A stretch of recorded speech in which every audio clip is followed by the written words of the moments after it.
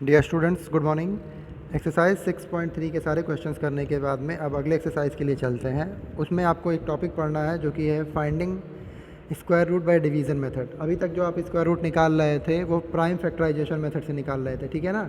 अब आपको division method से स्क्वायर रूट निकालना है और ये मेथड काफ़ी इम्पॉर्टेंट है इस पॉइंट ऑफ व्यू से कि बड़े बड़े नंबर्स का जब आपको करना होता है तब, मतलब जैसे ऐसा नहीं है कि ये जो है डिवीज़न मेथड मतलब अलग है, थोड़ा सा बस छोटा सा डिफरेंस है जो प्राइम फैक्टराइजेशन मेथड में होता है। लेकिन प्राइम फैक्टराइजेशन वाला जो है अगर बड़े नंबर्स आपको दे दिए जाएँ तो उसमें आपको काफ़ी टाइम लगता है, जबकि डिवीज़न मेथड में ऐसा नहीं होगा। डिवीज़न मेथड में आप बड़े से बड़े नंबर का भी काफ़ी कम समय में फैक्टराइजेशन करके उसका स्क्वायर रूट निकाल सकते हो, ठीक है। तो चलिए डिवीज़न मेथड को कैसे करते हैं उसके बारे में आपको बता दूं।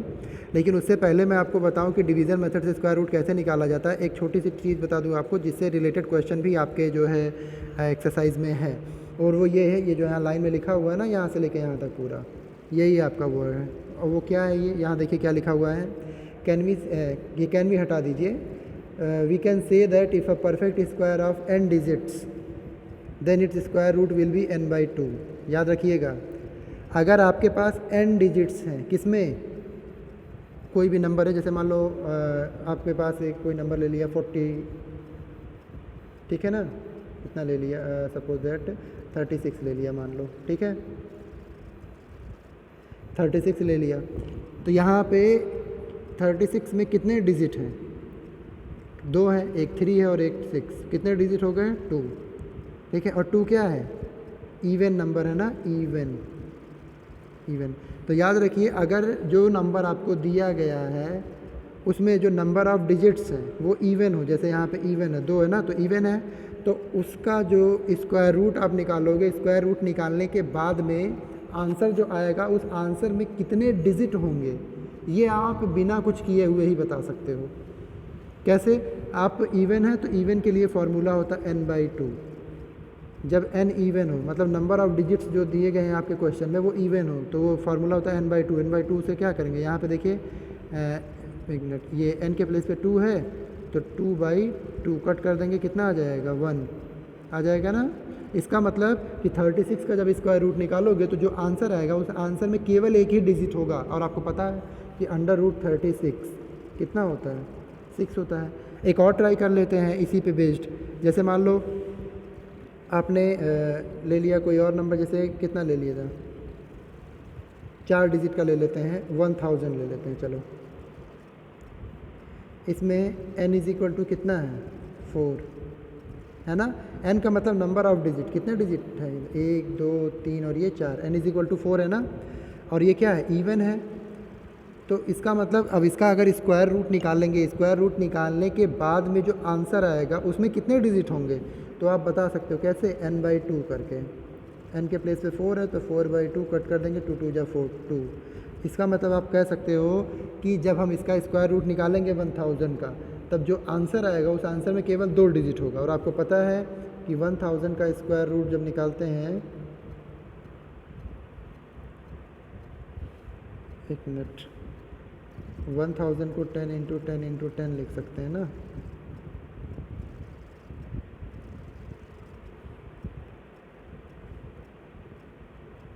तो ये आपका हो जाएगा 2, एक मिनट जरा सा,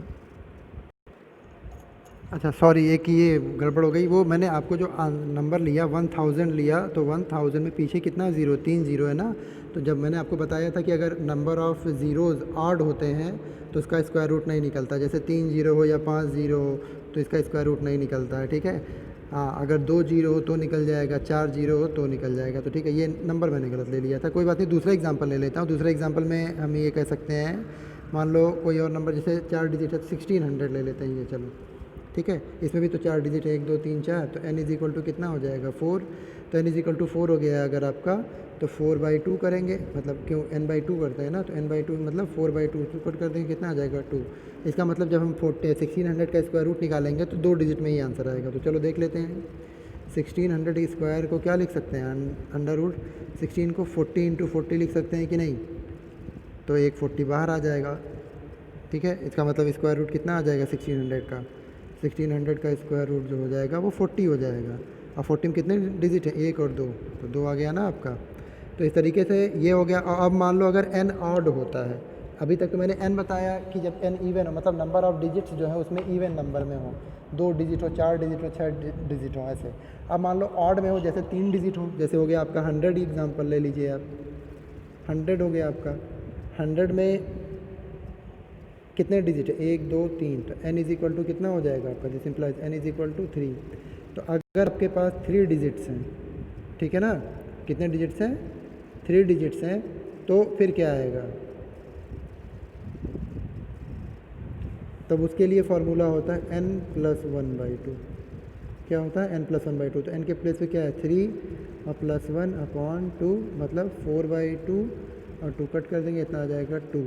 इसका मतलब कि अगर कोई भी नंबर है जिसमें नंबर ऑफ डिजिट्स 3 हैं, ठीक है, और उसका अगर आप स्क्वायर रूट निकालोगे तो जो आंसर आएगा उस आंसर में डिजिट्स जो होंगे वो 2 होंगे। चलो 100 का करके देख लेते हैं। 100 का ब्रैकेट में आप 10 × 10 लिख सकते हो ना, तो 2 बार 10 है तो कितना आ जाएगा, 1 बार 10 हो जाएगा, बाहर निकल जाएगा। इसमें कितने डिजिट हैं, 2 डिजिट हैं कि नहीं। ऐसे मान लो कोई और नंबर ले लो आप, जैसे सपोज दैट 900 ले लो। 900 का स्क्वायर रूट, तो 900 के क्या लिख सकते हैं, 30 × 30 लिख सकते हैं ना 2 बार, तो 1 30 बाहर हो जाएगा आपका। तब इसमें भी तो 2 ही डिजिट हैं।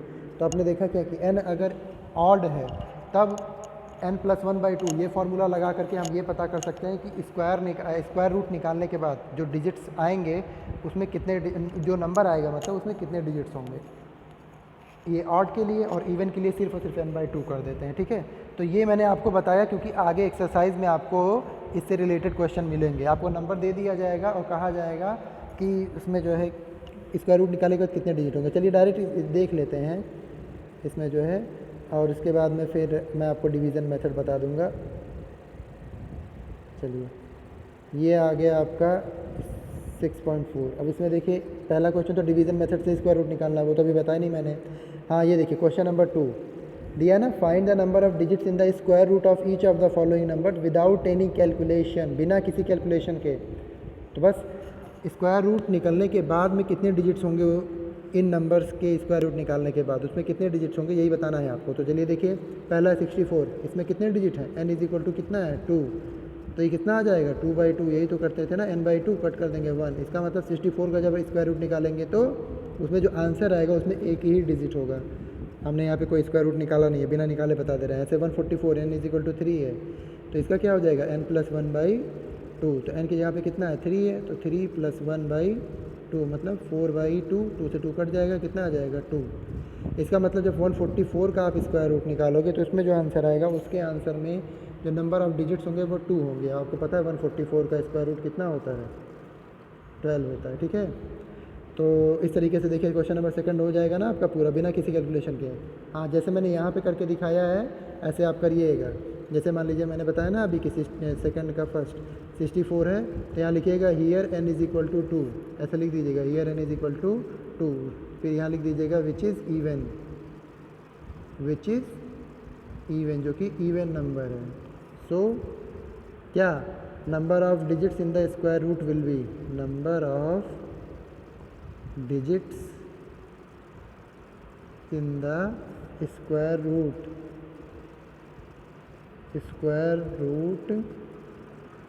ऑफ किसका 64 विल बी, कितना हो जाएगा n/2, और n के प्लेस पे क्या है 2/2, कट करेंगे आंसर आ जाएगा आपका 1। ऐसे करके कर दीजिएगा आप, ठीक है, इतना लिखना पड़ेगा आपको।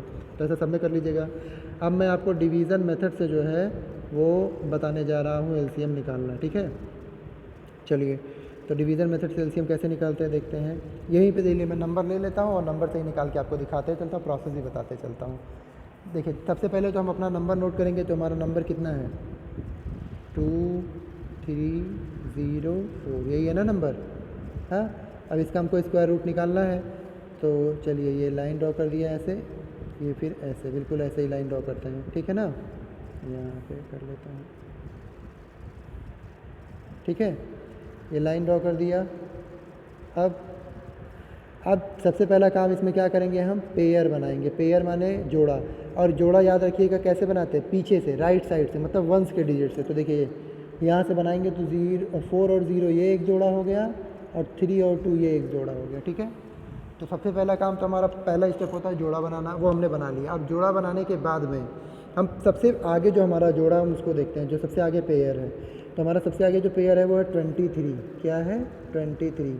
अब हम ऐसे नंबर लेते हैं, ठीक है, जिसका हम खुद में मल्टीप्लाई करें और वो या तो 23 आए या 23 से कम। जैसे आप डिवीज़न करते थे वही वाला फिर से यहाँ पे, लेकिन इसमें एक बाउंडेशन है कि आपको जो नंबर आप लोगे उस नंबर का उतनी ही बार गुणा करना है। जैसे मान लो मैंने आपसे कहा 2 ले लो, तो आप 2 का गुणा ऐसा नहीं कि 6 टाइम कर सकते हो, 4 टाइम कर सकते हो, नहीं, 2 का जो मल्टीप्लाई है आपको 2 टाइम ही करना है, क्योंकि आपने 2 लिया है। तो 2 2 जा 4, 23 से काफ़ी छोटा है, हटाओ तब, ठीक है ना। अब मैं आपसे मान लो कहता हूँ कि ऐसा है 24 है ना, नहीं 23 का, 1 मिनट, मान लो मैं आपसे कहता हूँ कि जो है 5 ले लीजिए, नहीं 4 ले लीजिए। तो 4 अगर लेते हैं आप, तो 4 का टेबल कितनी टाइम पढ़ेंगे आप? 1 टाइम, 2 टाइम या 3 टाइम? बिल्कुल नहीं, 4 टाइम पढ़ेंगे, क्योंकि आपने नंबर 4 लिया। तो 4 4 जो है 16, अभी भी 23 नहीं आया और 23 से कम भी है। तो एक बार और ट्राई कर लेते हैं। अगला नंबर आप क्या ले सकते हैं? 5। तो 5 का टेबल कितनी बार पढ़ना होगा? 4 बार? नहीं, 5 का टेबल आपको 5 टाइम्स पढ़ना होगा। तो 5 5 जा 25, लेकिन ये क्या, 25 तो 23 से बड़ा हो गया। तो इसका मतलब कि 5 वाला नहीं लेंगे, 5 5 जा 25, ये ज़्यादा हो जा रहा है। तो मतलब 4 4 जा 16। तो इसका मतलब हम क्या करेंगे, हम जो है 2 नंबर लेंगे, वो आपका है 4। तो हम टेबल को कितनी टाइम पढ़ेंगे? 4 टाइम। तो यहाँ पे लिखेंगे ऐसे 4, और उसका टेबल हम यहाँ पे भी लिखेंगे 4, ठीक है ना, ऐसे।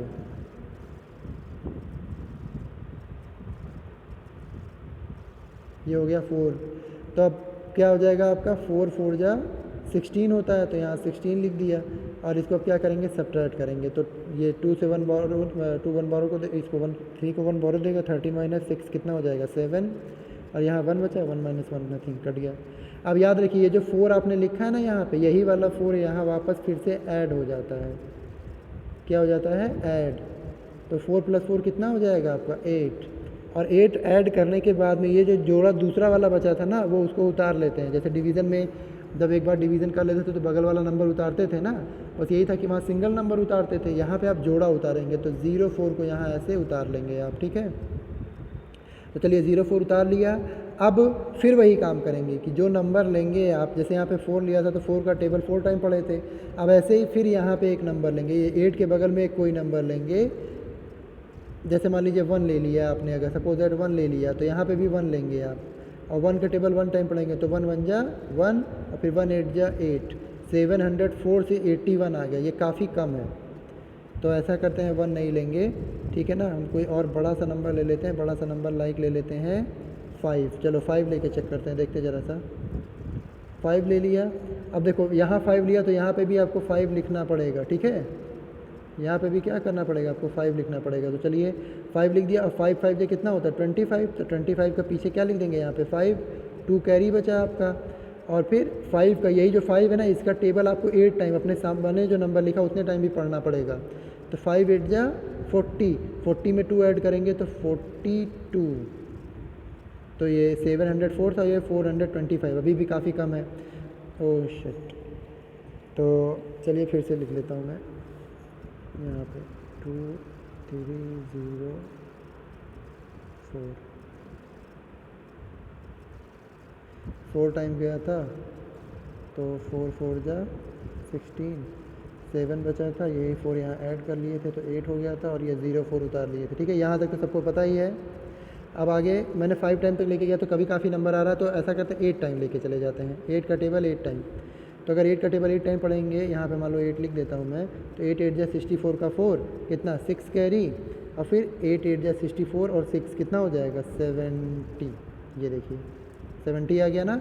और फिर ये 4 - 4 0 0 0, 7 - 7 सब कट गया। तो बेसिकली 8 टाइम जब आप लेकर के गए इसको ऐसे, तो ये पूरा कट गया। और हम यही कोशिश करते हैं कि ये जो है ना नीचे, ये पूरा कट जाए, मतलब यहाँ रिमाइंडर 0 हो जाए, ठीक है। अब वो मेरा हो गया। तो जब ऐसा हो गया, तब ये जो ऊपर वाला नंबर होता है ना, वही स्क्वायर रूट होता है। तो इसका मतलब आप ऐसे लिख सकते हैं, square root of 2304 is equal to, ऊपर वाला नंबर क्या है? 48। तो यही 48 जो है आपका, ये हो जाएगा आंसर। बस आई बात समझ में ना। इस तरीके से हम स्क्वायर रूट निकालते हैं डिवीज़न मेथड से। ये तो 4 नंबर का था, तो चलो मैंने आपको बता दिया। अब चलो कोई 5 नंबर है क्या? 5 नंबर तो है ही नहीं शायद। 5 नंबर है, 3 नंबर का कोई बता देते, 576 इसका बता देता हूँ मैं, 3 नंबर का। तो चलिए 576 लिख दिया मैंने। अब इसका स्क्वायर रूट निकालते हैं। इसमें भी कुछ नहीं है, पेयर बनाएंगे और कहाँ से? वंस के प्लेस से, पीछे से। तो एक जोड़ा ये बना दिया 7 6 का, बन गया। अब 5 के आगे कोई और नंबर है ही नहीं कि जोड़ा बने, तो 5 अकेले ही रहने देते हैं उसको, ठीक है, कोई दिक्कत नहीं, जोड़ा नहीं बनाएंगे, इसको छोड़ देंगे। अब फिर वही काम, ऐसा नंबर लेंगे जिसका खुद में मल्टीप्लाई करें और 5 से कम है। मान लो आप ले लेते हो 3, तो 3 का मल्टीप्लाई 3 से ही करना होगा, तो 3 3 जा 9, ये 9 आ जा रहा है, जबकि यहाँ 5 है, एक 5 छोटा है, जबकि 9 जो है वो बड़ा है। ऐसा नहीं होना चाहिए था, ठीक है। तो इसका मतलब क्या ले लेंगे हम? 2, तो 2 इंटू 2 करेंगे तो 2 2 जा 4, ये देखिए 4 छोटा आ रहा है ना 5 से। तो चलिए इसका मतलब हम क्या करेंगे, हम 2 इंटू 2 ले लेंगे, ठीक है। तो क्या लेंगे, 2 का टेबल 2 टाइम पढ़ेंगे, तो 2 2 जा कितना हो जाता है 4। अब ये 5 माइनस 4 करेंगे 1, और यही वाला 2 यहाँ पे क्या कर देते हैं, ऐड कर देते हैं। 2 + 2 कितना हो जाता है 4, ठीक है ना, ऐसे ऐड कर दिए। चलिए अब क्या करते हैं, पेयर उतारते हैं, तो 176 ये पेयर उतार दिया, ठीक है ना। अब फिर कोई ऐसा नंबर लेते हैं कि जिससे खुद में मल्टीप्लाई हो और फिर उसका नंबर 4 से भी, उसका मल्टीप्लाई 4 में भी हो, लेकिन आंसर 176 से ज़्यादा नहीं आना चाहिए। जैसे मान लो आप ले लेते हो 2, और यहाँ पे भी तो 2 लोगे, तो 2 2 जा कितना हो जाएगा 4, 2 कैरी हो, सॉरी कैरी तो कुछ होगा ही नहीं, तो 2 2 जा 4 हो गया। अब फिर 2 का टेबल 4 टाइम पढ़ोगे तो 2 4 जा 8, 84 आ रहा है, जो कि काफ़ी कम है 176 से, तो इसका मतलब 2 नहीं लेंगे। अब हम कोई और नंबर ले लेते हैं, जैसे सपोज मान लीजिए 4 ले लेता हूँ, कितना 4, तो यहाँ पे भी 4 लेंगे, ठीक है ना, और टेबल पढ़ेंगे 4 4 जा 16, 1 कैरी हो जाएगा, और फिर 4 4 जा 16 और 1 17, ये लीजिए 17 आया, या ये पूरा क्या हो गया, कट गया। तो इसका मतलब 576 √576 का स्क्वायर रूट कितना ऊपर वाला होता है, ऊपर कितना है 24, तो यही हो गया आपका आंसर, ठीक है। तो इस तरीके से डिवीज़न मेथड से आप क्या करते हैं, स्क्वायर रूट निकालते हैं नंबर्स का, ठीक है।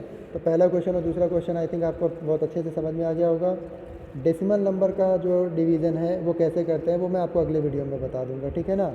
अभी आप पहला और दूसरा क्वेश्चन अच्छे से कर लीजिएगा, अगले वीडियो में डेसिमल का बता देंगे और फिर ये नीचे के क्वेश्चन भी बता करके ख़त्म करेंगे, ठीक। चलिए।